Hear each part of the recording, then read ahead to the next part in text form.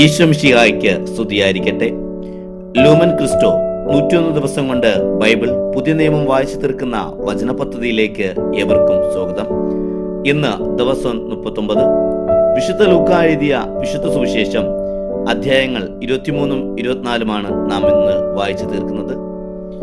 ഈ അധ്യായങ്ങളിലൂടെ യേശുവിന്റെ പീഡാനുഭവവും ഉദ്ധാനവും ധ്യാനിക്കുന്നു. വിശുദ്ധ ലൂക്കാ എഴുതിയ വിശുദ്ധ സുവിശേഷം അധ്യായം 23. പീലാത്തോസിന്റെ മുൻപിൽ. അനന്തരം അവരുടെ സംഘം ഒന്നാക്കി എഴുന്നേറ്റ് അവനെ പീലാത്തോസിന്റെ മുൻപിലേക്ക് കൊണ്ടുപോയി. അവർ അവന്റെ മേൽ കുറ്റം ചുമത്താൻ തുടങ്ങി. ഈ മനുഷ്യൻ ഞങ്ങളുടെ ജനത്തെ വഴിതെറ്റിക്കുകയും സീസറിന് നികുതി കൊടുക്കുന്നത് നിരോധിക്കുകയും താൻ രാജാവായ ക്രിസ്തുവാണെന്ന് അവകാശപ്പെടുകയും ചെയ്യുന്നതായി ഞങ്ങൾ കണ്ടിരിക്കുന്നു. പീലാത്തോസ് അവനോട് ചോദിച്ചു, നീ യഹൂദരുടെ രാജാവാണോ? അവൻ മറുപടി പറഞ്ഞു, നീ തന്നെ പറയുന്നുവല്ലോ. പീലാത്തോസ് പുരോഹിത പ്രമുഖന്മാരോടും ജനക്കൂട്ടത്തോടും പറഞ്ഞു, ഞാൻ ഈ മനുഷ്യനിൽ ഒരു കുറ്റവും കാണുന്നില്ല. അവരാകട്ടെ നിർബന്ധപൂർവം പറഞ്ഞു, ഇവൻ ഗലീലി മുഴുവൻ ഇവിടം വരെയും യൂദായിലെങ്ങും പഠിപ്പിച്ചുകൊണ്ട് ജനത്തെ ഇളക്കിവിടുന്നു. ഹെറോദോസിന്റെ മുൻപിൽ. ഇത് കേട്ട് പീലാത്തോസ് ഈ മനുഷ്യൻ ഗലീലയക്കാരനാണോ എന്ന് ചോദിച്ചു. അവൻ ഹെറോദോസിന്റെ അധികാരത്തിൽപ്പെട്ടവനാണെന്നറിഞ്ഞപ്പോൾ പീലാത്തോസ് അവനെ അവന്റെ അടുത്തേക്ക് അയച്ചു. ആ ദിവസങ്ങളിൽ ഹെറോദോസ് ജെറുസലേമിൽ ഉണ്ടായിരുന്നു. ഹെറോദോസ് യേശുവിനെ കണ്ടപ്പോൾ അത്യധികം സന്തോഷിച്ചു. എന്തെന്നാൽ അവൻ യേശുവിനെ പറ്റി കേട്ടിരുന്നത് കൊണ്ട് അവനെ കാണാൻ ആഗ്രഹിച്ചിരുന്നു. അവൻ ചെയ്യുന്ന ഏതെങ്കിലും ഒരു അത്ഭുതം കാണാമെന്ന് പ്രതീക്ഷിക്കുകയും ചെയ്തിരുന്നു. അതിനാൽ അവൻ പലതും അവനോട് ചോദിച്ചു. പക്ഷേ അവൻ ഒന്നിനും ഉത്തരം പറഞ്ഞില്ല. പ്രധാന പുരോഹിതന്മാരും നിയമജ്ഞരും അവന്റെ മേൽ ആവേശപൂർവ്വം കുറ്റം ചുമത്തിക്കൊണ്ട് ചുറ്റും നിന്നിരുന്നു. ഹെറോദോസ് പടയാളികളോട് ചേർന്ന് അവനോട് നിന്ദ്യമായി പെരുമാറുകയും അവനെ അധിക്ഷേപിക്കുകയും ചെയ്തു. അവൻ യേശുവിനെ പകിട്ടേറിയ വസ്ത്രം ധരിപ്പിച്ച് പീലാത്തോസിന്റെ അടുത്തേക്ക് തിരിച്ചയച്ചു. അന്നു മുതൽ ഹെറോദോസും പീലാത്തോസും പരസ്പരം സ്നേഹിതന്മാരായി. മുമ്പ് അവർ ശത്രുതയിലാണ് കഴിഞ്ഞിരുന്നത്. യേശുവിനെ വിധിക്കുന്നു. പീലാത്തോസ് പുരോഹിത പ്രമുഖന്മാരെയും നേതാക്കന്മാരെയും ജനത്തെയും ഒന്നിച്ചു കൂട്ടി അവരോട് പറഞ്ഞു, ജനത്തെ വഴിപിഴപ്പിക്കുന്നു എന്ന് പറഞ്ഞ് നിങ്ങൾ ഇവനെ എന്റെ മുൻപിൽ കൊണ്ടുവന്നു. ഇതാ നിങ്ങളുടെ മുമ്പിൽ വെച്ച് തന്നെ ഇവനെ ഞാൻ വിസ്തരിച്ചു. നിങ്ങൾ ആരോപിക്കുന്ന കുറ്റങ്ങൾ ഒന്നുപോലും ഇവനിൽ ഞാൻ കണ്ടില്ല, ഹെറോദോസും കണ്ടില്ല. അവൻ ഇവനെ എന്റെ അടുത്തേക്ക് തിരിച്ചയച്ചിരിക്കുകയാണല്ലോ. നോക്കൂ, മരണശിക്ഷ അർഹിക്കുന്ന ഒരു കുറ്റവും ഇവൻ ചെയ്തിട്ടില്ല. അതിനാൽ ഞാൻ ഇവനെ ചമ്മട്ടി കൊണ്ടടിപ്പിച്ച് വിട്ടയക്കും.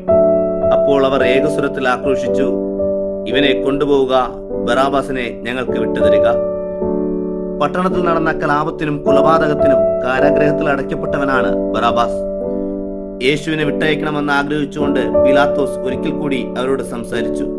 അവരാകട്ടെ ക്രൂശിക്കുക, അവനെ ക്രൂശിക്കുക എന്ന് വിളിച്ചു പറഞ്ഞുകൊണ്ടിരുന്നു. പീലാത്തോസ് 3-ാം പ്രാവശ്യവും അവരോട് ചോദിച്ചു, അവൻ എന്ത് തിന്മ പ്രവർത്തിച്ചു? വധശിക്ഷ അർഹിക്കുന്ന ഒരു കുറ്റവും ഞാൻ അവനിൽ കണ്ടില്ല. അതുകൊണ്ട് ഞാൻ അവനെ ചമ്മട്ടി കൊണ്ട് അടുപ്പിച്ച് വിട്ടയക്കും. അവനെ ക്രൂശിക്കണമെന്ന് അവർ നിർബന്ധപൂർവ്വം ഉച്ചത്തിൽ വിളിച്ചു പറഞ്ഞുകൊണ്ടിരുന്നു. അവസാനം അവരുടെ നിർബന്ധം തന്നെ വിജയിച്ചു. അവർ ആവശ്യപ്പെട്ടത് അനുവദിച്ചു കിട്ടുവാൻ പീലാത്തോസ് തീരുമാനിച്ചു. അവർ ആവശ്യപ്പെട്ട മനുഷ്യനെ, കലാപത്തിനും കൊലപാതകത്തിനും കാരാഗ്രഹത്തിൽ അടയ്ക്കപ്പെട്ടിരുന്നവനെ അവൻ വിട്ടയക്കുകയും യേശുവിനെ അവരുടെ ഇംഗിതത്തിന് ഏൽപ്പിച്ചു കൊടുക്കുകയും ചെയ്തു. യേശുവിനെ കുരിശിൽ തറയ്ക്കുന്നു. അവർ അവനെ കൊണ്ടുപോകുമ്പോൾ നാട്ടിൻ പുറത്തു നിന്ന് ആ വഴി വന്ന ശിമോൻ എന്ന കിരേനക്കാരനെ പിടിച്ചു നിർത്തി. കുരിശ് ചുമലിൽ വച്ച് യേശുവിന്റെ പുറകെ ചുമന്നുകൊണ്ടുവരാൻ നിർബന്ധിച്ചു. ഒരു വലിയ ജനക്കൂട്ടവും കരയുകയും മുറവിളി കൂട്ടുകയും ചെയ്തിരുന്ന സ്ത്രീകളുടെ സമൂഹം യേശുവിന്റെ പിന്നാലെ പോയിരുന്നു. അവരുടെ നേരെ തിരിഞ്ഞ് യേശു പറഞ്ഞു, ജെറുസലേം പുത്രിമാരെ, എന്നെ പ്രതി നിങ്ങൾ കരയേണ്ട. നിങ്ങളെയും നിങ്ങളുടെ മക്കളെയും പ്രതി കരയുവിൻ. എന്തെന്നാൽ വന്ധ്യകൾക്കും പ്രസവിക്കാത്ത ഉദരങ്ങൾക്കും പാലൂട്ടാത്ത മുലകൾക്കും ഭാഗ്യം എന്ന് പറയപ്പെടുന്ന ദിവസങ്ങൾ വരും. അന്ന് അവർ പർവ്വതങ്ങളോടും ഞങ്ങളുടെ മേൽ വീഴുക എന്നും കുന്നുകളോട് ഞങ്ങളെ മൂടിക്കളയുക എന്നും പറയാൻ തുടങ്ങും. പച്ചത്തൊടിയോട് അവർ ഇങ്ങനെയാണ് ചെയ്യുന്നതെങ്കിൽ ഉണങ്ങിയതിന് എന്ത് സംഭവിക്കും? കുറ്റവാളികളായ മറ്റു 2 പേരെ കൂടെ അവനോടൊപ്പം വധിക്കാൻ അവർ കൂട്ടിക്കൊണ്ടുപോയി. തലയോട് എന്ന് വിളിക്കപ്പെടുന്ന സ്ഥലത്ത് അവർ വന്നു. അവിടെ അവർ അവനെ കുരിശിൽ തറച്ചു, ആ കുറ്റവാളികളെയും. ഒരുവനെ അവന്റെ വലതുവശത്തും ഇതറിനെ ഇടതുവശത്തും ക്രൂശിച്ചു. യേശു പറഞ്ഞു, പിതാവേ, അവരോട് ക്ഷമിക്കണമേ, അവർ ചെയ്യുന്നതെന്തെന്ന് അവർ അറിയുന്നില്ല. അവന്റെ വസ്ത്രങ്ങൾ വാങ്ങിച്ചെടുക്കാൻ അവർ കുറിയിട്ടു. ജനം നോക്കി നിന്നു. പ്രമാണികളാകട്ടെ അവനെ പരിഹസിച്ചു പറഞ്ഞു, ഇവൻ മറ്റുള്ളവരെ രക്ഷിച്ചു. ഇവൻ ദൈവത്തിന്റെ ക്രിസ്തു ആണെങ്കിൽ, അവിടത്തെ തിരഞ്ഞെടുക്കപ്പെട്ടവനാണെങ്കിൽ തന്നെ തന്നെ രക്ഷിക്കട്ടെ. പടയാളികൾ അടുത്തു വന്ന് വിനാഗിരി കൊടുത്തു അവനെ പരിഹസിച്ചു പറഞ്ഞു, നീ യഹൂദരുടെ രാജാവാണെങ്കിൽ നീ നിന്നെ തന്നെ രക്ഷിക്കുക. ഇവൻ യഹൂദരുടെ രാജാവെന്ന ഒരു ലിഖിതം അവന്റെ തലയ്ക്ക് മീതെ ഉണ്ടായിരുന്നു. കുരിശിൽ തൂക്കപ്പെട്ടിരുന്ന കുറ്റവാളികളിൽ ഒരുവൻ അവനെ ദുഷിച്ചു പറഞ്ഞു, നീ ക്രിസ്തുവല്ലേ? നിന്നെയും ഞങ്ങളെയും രക്ഷിക്കുക. അപരൻ അവനെ ശകാരിച്ചു പറഞ്ഞു, നീ ദൈവത്തെ ഭയപ്പെടുന്നില്ലേ? നീയും അതേ ശിക്ഷാവിധിയിൽ തന്നെയാണല്ലോ. നമ്മുടെ ശിക്ഷാവിധി ന്യായമാണ്, നമ്മുടെ പ്രവൃത്തികൾക്ക് തക്ക ഫലം നമുക്ക് ലഭിച്ചിരിക്കുന്നു. ഇവൻ ഒരു തെറ്റും ചെയ്തിട്ടില്ല. അവൻ തുടർന്നു, യേശുവേ, നീ നിന്റെ രാജ്യത്ത് പ്രവേശിക്കുമ്പോൾ എന്നെയും ഓർക്കണമേ. യേശു അവനോട് അരുളി ചെയ്തു, സത്യമായി ഞാൻ നിന്നോട് പറയുന്നു, നീ ഇന്ന് എന്നോടുകൂടെ പറുദീസയിലായിരിക്കും. യേശുവിന്റെ മരണം. അപ്പോൾ ഏകദേശം 6-ാം മണിക്കൂറായിരുന്നു. 9-ാം മണിക്കൂർ വരെ ഭൂമി മുഴുവൻ അന്ധകാരം വ്യാപിച്ചു. സൂര്യൻ ഇരുണ്ടു. ദേവാലയത്തിലെ തിരശ്ശീല നടുവെ കീറി. യേശു ഉച്ചത്തിൽ നിലവിളിച്ചു പറഞ്ഞു, പിതാവേ, അങ്ങയുടെ കരങ്ങളിൽ എന്റെ ആത്മാവിനെ ഞാൻ സമർപ്പിക്കുന്നു. ഇത് പറഞ്ഞ് അവൻ ജീവൻ വെടിഞ്ഞു. ഈ സംഭവമെല്ലാം കണ്ടുനിന്നിരുന്ന ശതാധിപൻ ദൈവത്തെ സ്തുതിച്ചു പറഞ്ഞു, ഈ മനുഷ്യൻ തീർച്ചയായും നീതിമാനായിരുന്നു. കാഴ്ച കാണാൻ കൂടിയിരുന്ന ജനക്കൂട്ടം ഇതെല്ലാം കണ്ട് മാറത്തടിച്ചുകൊണ്ട് തിരിച്ചുപോയി. അവന്റെ പരിചയക്കാരും ഗലിയിൽ നിന്ന് അവനെ അനുഗമിച്ചിരുന്ന സ്ത്രീകളും അകലെ ഇതെല്ലാം കണ്ടുകൊണ്ട് നിന്നിരുന്നു. യേശുവിനെ സംസ്കരിക്കുന്നു. യഹൂദരുടെ ഒരു പട്ടണമായ അരിമത്യായിൽ നിന്നുള്ള ജോസഫ് എന്നൊരുവൻ അവിടെ ഉണ്ടായിരുന്നു. ആലോചനാ സംഘത്തിലെ അംഗമായ അവൻ നല്ലവനും നീതിമാനുമായിരുന്നു. അവൻ അവരുടെ ആലോചനകളിലോ പ്രവൃത്തികളിലോ പങ്കുചേർന്നിരുന്നില്ല. ദൈവരാജ്യം പ്രതീക്ഷിച്ചിരിക്കുകയായിരുന്നു. അവൻ പിലാത്തോസിന്റെ അടുത്തെത്തി യേശുവിന്റെ ശരീരം ചോദിച്ചു.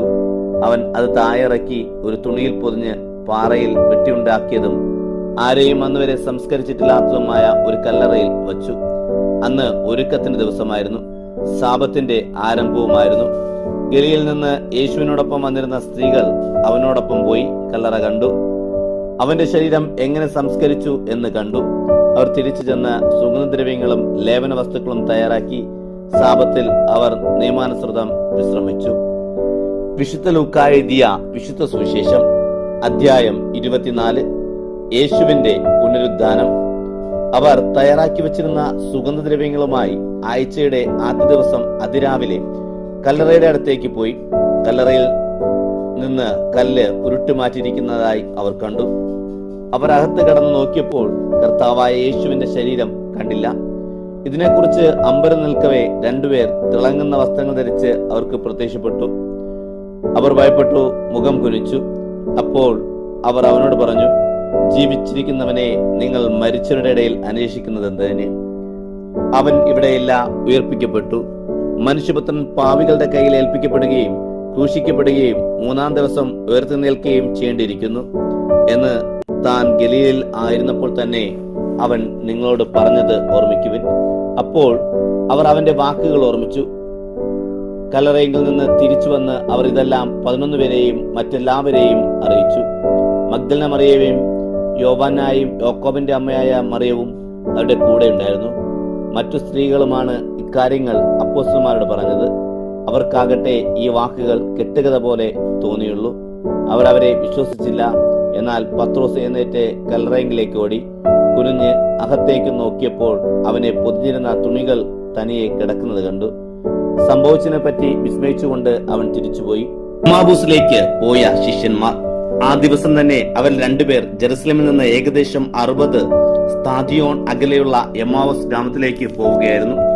ഈ സംഭവങ്ങളെ കുറിച്ചെല്ലാം അവർ സംസാരിച്ചു കൊണ്ടിരുന്നു. അവർ സംസാരിക്കുകയും വാദിക്കുകയും ചെയ്തു. കൊണ്ടുപോകുമ്പോൾ യേശുവും അടുത്തെത്തി അവരോടൊപ്പം യാത്ര ചെയ്തു. എന്നാൽ അവനെ തിരിച്ചറിയാൻ കഴിയാത്ത വിധം അവരുടെ കണ്ണുകൾ മൂടപ്പെട്ടിരുന്നു. അവർ അവരോട് ചോദിച്ചു, എന്തിനെ കുറിച്ചാണ് നിങ്ങൾ സംസാരിക്കുന്നത്? അവർ മാനവതരായിരുന്നു. അവരിൽ ക്ലയോപ്പാസ് എന്നു പേരായവൻ അവനോട് ചോദിച്ചു, ഈ ദിവസങ്ങളിൽ ജെറുസലേമിൽ നടന്ന സംഭവമൊന്നും അറിയാത്ത അപരിചിതനാണോ നീ? അവൻ ചോദിച്ചു, ഏത് കാര്യങ്ങൾ? അവർ പറഞ്ഞു, നസ്രായനായ യേശുവിനെ കുറിച്ച് തന്നെ. അവൻ ദൈവത്തിന്റെയും മനുഷ്യരുടെയും മുമ്പിൽ വാക്കിലും പ്രവൃത്തിയിലും ശക്തനായ പ്രവാചകനായിരുന്നു. ഞങ്ങളുടെ പുരോഹിത പ്രമുഖന്മാരും നേതാക്കളും അവനെ മരണവിധിക്ക് ഏൽപ്പിച്ചു കൊടുക്കുകയും ക്രൂശിക്കുകയും ചെയ്തു. ഇസ്രായേലിനെ മോചിപ്പിക്കാനുള്ളവൻ ഇവനാണ് എന്ന് ഞങ്ങൾ പ്രതീക്ഷിച്ചിരിക്കുന്നു. ഇതൊക്കെ സംഭവിച്ചിട്ട് ഇത് 3-ാം ദിവസമാണ്. ഞങ്ങളുടെ കൂട്ടത്തിലുള്ള ചില സ്ത്രീകൾ ഞങ്ങളെ വിസ്മയിപ്പിച്ചു. ഇന്ന് രാവിലെ അവർ കല്ലറയിൽ പോയിരുന്നു. അവന്റെ ശരീരം അവർ അവിടെ കണ്ടില്ല. അവർ തിരിച്ചു വന്ന് തങ്ങൾക്ക് ദൂതന്മാരുടെ ദർശനമുണ്ടായെന്നും അവൻ ജീവിച്ചിരിപ്പുണ്ടെന്നും അറിയിച്ചുവെന്നും പറഞ്ഞു. ഞങ്ങളുടെ കൂടെ ഉണ്ടായിരിക്കുന്നവരിൽ ചിലരും കല്ലറയിലേക്ക് പോയി സ്ത്രീകൾ പറഞ്ഞതുപോലെ തന്നെ കണ്ടു. എന്നാൽ അവനെ അവർ കണ്ടില്ല. അപ്പോൾ അവൻ അവരോട് പറഞ്ഞു, ഭോഷന്മാരെ, പ്രവാചകന്മാർ പറഞ്ഞിട്ടുള്ളത് വിശ്വസിക്കാൻ കഴിയാത്ത വിധം ഹൃദയം മന്ദിഭവിച്ചവരെ, ക്രിസ്തു ഇതെല്ലാം സഹിച്ച് മഹത്വത്തിലേക്ക് പ്രവേശിക്കേണ്ടിയിരിക്കുന്നില്ലേ? മോശ തുടങ്ങി എല്ലാ പ്രവാചകന്മാരും വിശുദ്ധ ലിഖിതങ്ങൾ തന്നെ പറ്റി എഴുതിയിരുന്നവയെല്ലാം അവർ അവർക്ക് വ്യാഖ്യാനിച്ചിരിക്കുന്നു. അവർ എത്തേണ്ടിയിരുന്ന ഗ്രാമത്തോടടുത്തു. അവനാകട്ടെ യാത്ര തുടരുകയാണെന്ന് ഭാവിച്ച് അവർ അവനെ നിർബന്ധിച്ചുകൊണ്ട് പറഞ്ഞു, ഞങ്ങളോട് കൂടെ താമസിക്കുക, നേരം വൈകുന്നു, പകൽ അസ്തമമാക്കാറായി. അവർ അവരോട് കൂടെ താമസിക്കുവാൻ കയറി. അവരോടൊപ്പം ഭക്ഷണത്തിനിരുന്നപ്പോൾ അവൻ അപ്പമെടുത്ത് ആശീർവദിച്ച് മുറിച്ച് അവർക്ക് കൊടുത്തു. അപ്പോൾ അവരുടെ കണ്ണ് തുറക്കപ്പെട്ടു. അവർ അവനെ തിരിച്ചു അറിഞ്ഞു. പക്ഷേ അവൻ അവരുടെ മുൻപിൽ നിന്ന് അപ്രത്യക്ഷനായി. അവർ പരസ്പരം പറഞ്ഞു, വഴിയിൽ വച്ച് അവൻ വിശുദ്ധ ലിഖിതം വിശദീകരിച്ചുകൊണ്ട് നമ്മോട് സംസാരിച്ചപ്പോൾ നമ്മുടെ ഹൃദയം ജ്വലിച്ചിരുന്നില്ലേ? അവൻ അപ്പോൾ തന്നെ എഴുന്നേറ്റ് ജെറുസലേമിലേക്ക് തിരിച്ചുപോയി. അവിടെ കൂടിയിരുന്ന 11 പേരെയും അവരോട് കൂടെ ഒപ്പം ഉണ്ടായിരുന്നവരെയും കണ്ടു. കർത്താവ് സത്യമായി ഉയർത്തെഴുന്നേറ്റു, ശിമയോന് പ്രത്യക്ഷപ്പെട്ട് എന്ന് അവർ പറഞ്ഞുകൊണ്ടിരിക്കുകയായിരുന്നു. വഴിയിൽ വച്ച് സംഭവിച്ചതും അപ്പം മുറിക്കുമ്പോൾ തങ്ങൾ അവനെ തിരിച്ചറിഞ്ഞതും അവരും വിവരിച്ചു. യേശു ശിഷ്യഗണത്തിന് പ്രത്യക്ഷനാകുന്നു. അവർ ഇത് പറഞ്ഞുകൊണ്ടിരിക്കുമ്പോൾ യേശു അവരുടെ മധ്യേ പ്രത്യക്ഷനായി അവരോട് അരുളി ചെയ്തു, നിങ്ങൾക്ക് സമാധാനം. അവർ ഭയന്നു വിറച്ചു. ഭൂതത്തെയാണ് കാണുന്നതെന്ന് അവർ വിചാരിച്ചു. അവൻ അവരോട് ചോദിച്ചു, നിങ്ങൾ അസ്വസ്ഥരാകുന്നത് എന്തിന്? നിങ്ങളുടെ മനസ്സിൽ ചോദ്യങ്ങൾ ഉയരുന്നത് എന്തിന്? എന്റെ കൈകളും കാലുകളും കണ്ട് ഇത് ഞാൻ തന്നെയാണെന്ന് മനസ്സിലാക്കുവിൻ. എന്നെ സ്പർശിച്ചു നോക്കുവിൻ. എനിക്കുള്ളതുപോലെ മാംസവും അസ്ഥികളും ഭൂതത്തിനില്ലല്ലോ. എന്നിട്ടും അവർ സന്തോഷാധിക്യത്തിൽ അവിശ്വാസികൾക്കെയും അത്ഭുതപ്പെടുത്തുകയും ചെയ്തപ്പോൾ അവൻ അവരോട് ചോദിച്ചു, ഇവിടെ ഭക്ഷിക്കാൻ എന്തെങ്കിലും ഉണ്ടോ? ഒരു കഷ്ണം വറുത്ത മീൻ അവർ അവന് കൊടുത്തു. അവൻ അതെടുത്ത് അവരുടെ മുൻപിൽ വെച്ച് ഭക്ഷിച്ചു. അവൻ അവരോട് പറഞ്ഞു, മോശയുടെ നിയമത്തിലും പ്രവാചകന്മാരിലും സങ്കീർത്തനങ്ങളിലും എന്നെക്കുറിച്ച് എഴുതപ്പെട്ടിരിക്കുന്നതെല്ലാം പൂർത്തിയാകേണ്ടിയിരിക്കുന്നു എന്ന് ഞാൻ നിങ്ങളോട് കൂടെ ആയിരുന്നപ്പോൾ പറഞ്ഞിട്ടുണ്ടല്ലോ. വിശുദ്ധ ലിഖിതങ്ങൾ ഗ്രഹിക്കാൻ തക്കവിധം അവരുടെ മനസ്സ് അവൻ തുറന്നു. അവൻ പറഞ്ഞു, ഇങ്ങനെ എഴുതപ്പെട്ടിരിക്കുന്നു, ക്രിസ്തു സഹിക്കുകയും 3-ാം ദിവസം മരിച്ചവരിൽ നിന്ന് ഉയർത്തെഴുന്നേൽക്കുകയും പാവമോചനത്തിനുള്ള അനുതാപം അവന്റെ നാമത്തിൽ ജെറുസലേമിൽ ആരംഭിച്ച് എല്ലാ ജനതകളോടും പ്രഘോഷിക്കപ്പെടേണ്ടിയിരിക്കുന്നു. നിങ്ങൾ ഇവയ്ക്ക് സാക്ഷികളാണ്. ഇതാ എന്റെ പിതാവിന്റെ വാഗ്ദാനം നിങ്ങളുടെ മേൽ ഞാൻ അയക്കുന്നു. ഉന്നതത്തിൽ നിന്ന് ശക്തി ധരിക്കുന്നവനെ നഗരത്തിൽ തന്നെ വസിക്കുവിൻ. യേശുവിന്റെ സ്വർഗാരോഹണം. അവൻ അവരെ ബഥാനിയ വരെ കൂട്ടിക്കൊണ്ടുപോയി കൈകൾ ഉയർത്തി അവരെ അനുഗ്രഹിച്ചുകൊണ്ടിരിക്കെ അവൻ അവരിൽ നിന്ന് മാറുകയും സ്വർഗത്തിലേക്ക് സംഭവിക്കപ്പെടുകയും ചെയ്തു. അവർ അവനെ ആരാധിച്ചു. അത്യന്തം ആനന്ദത്തോടെ ജെറുസലേമിലേക്ക് മടങ്ങി. അവർ ദൈവത്തെ സ്തുതിച്ചുകൊണ്ട് സദാസമയവും ദേവാലയത്തിൽ കഴിഞ്ഞുകൂടി. ഇന്നത്തെ വായന ഇവിടെ അവസാനിക്കുമ്പോൾ മരണം അവസാനമല്ല, ഉദ്ധാനത്തിലേക്കുള്ള വഴിയാണെന്ന് ലൂക്കാ സുവിശേഷം നമ്മെ പഠിപ്പിക്കുന്നു. ദൈവത്തിന് മഹത്വം.